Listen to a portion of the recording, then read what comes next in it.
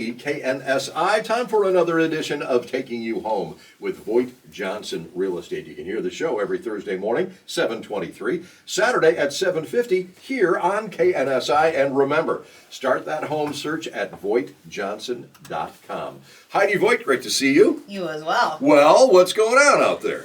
Well, the spring market is start, and there's a lot of opinions on when that does start. Sometimes people just say in January, some people say after the Super Bowl, but we've been a little blessed with some weather, and it has started. I was going to ask you, has there even been a lull with all of this beautiful weather out there? Well, what we're really coming off was a lull that we experienced in the fall. Okay. And so whenever we turn the calendar year, we're always like, okay, when is it going to start? And last year was slow. Like last year, the market really didn't ramp up until almost April. Part of that was interest rates, just a lot of different scenarios. But in my own personal experience, I felt like last year, 2023, was as slow as it was, say, in 2011. Oh, really? It was a pretty dramatic thing, and we're seeing a lot more people in the marketplace right now. So to me, if you're making a comparison to 2011, that's when we were coming out of a pretty serious slump. Yeah.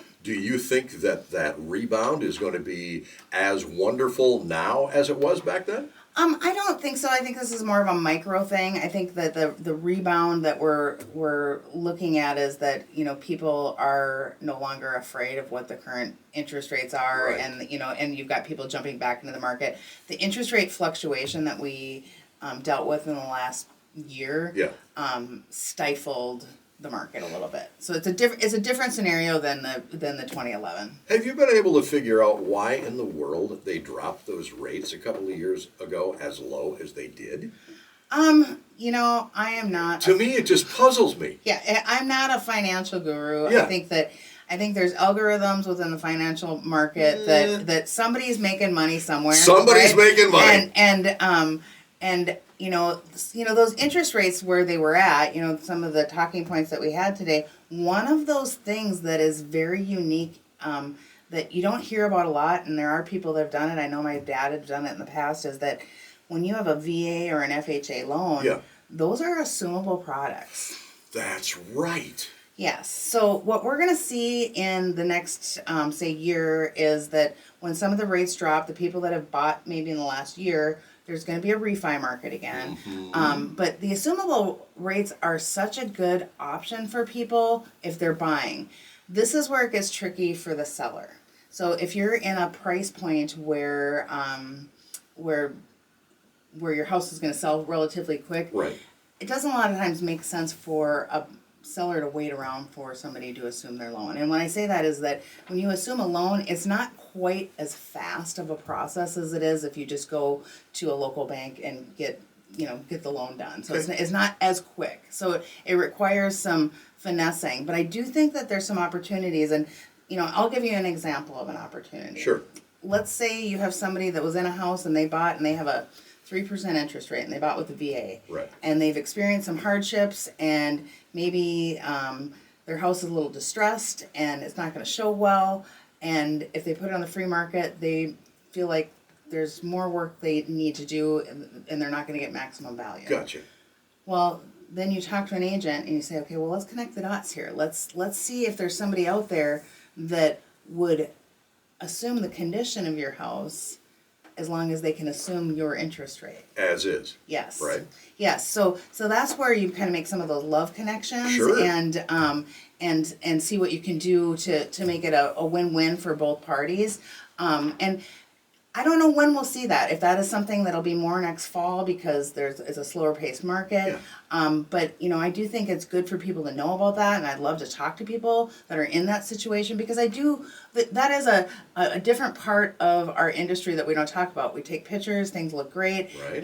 There's a lot of marketing, but there are homes that people live in that need work, and they don't have maybe the resources to do it, the time to do it. Maybe they've been relocated out of state.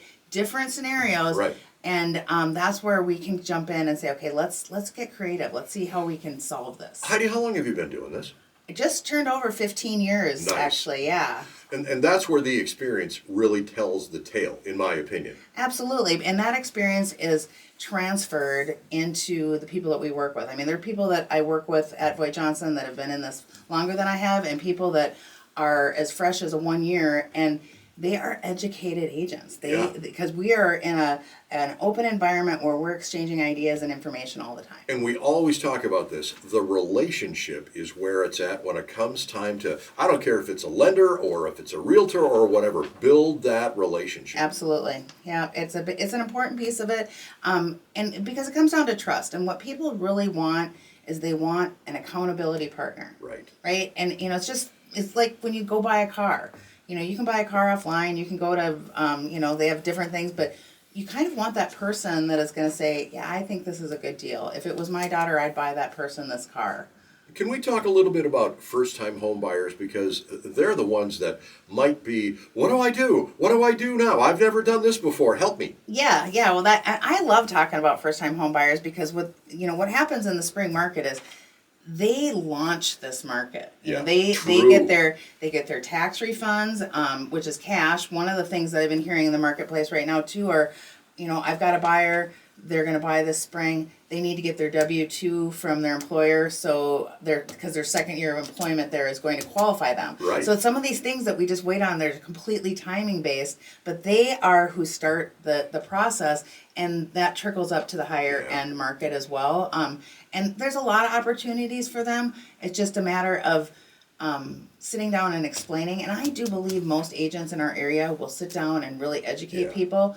The shift is if these are younger buyers, especially 30 and under, getting them to want to sit down versus, just have a texting conversation is a challenge. But once you engage them, you're so surprised at how much they actually do know. Right. You just have to fill in the blanks of the things that they don't quite have a clarity on. Sure. Heidi, I tell you what, let's table this conversation for right now, but next week, let's come right on back and talk about these first-time home buyers, because, they are magic. Absolutely. Yeah. How do we work with you at VoigtJohnson.com? Well, certainly you can call our main line, 320-774-2400, but our website is VoigtJohnson.com, and we have a fantastic gallery of agents waiting to work with you. Taking you home with VoigtJohnson Real Estate every Thursday morning at 7:23, Saturdays at 7:50 in the morning right here on KNSI. Start that home search at VoigtJohnson.com. Heidi, thank you. Thank you.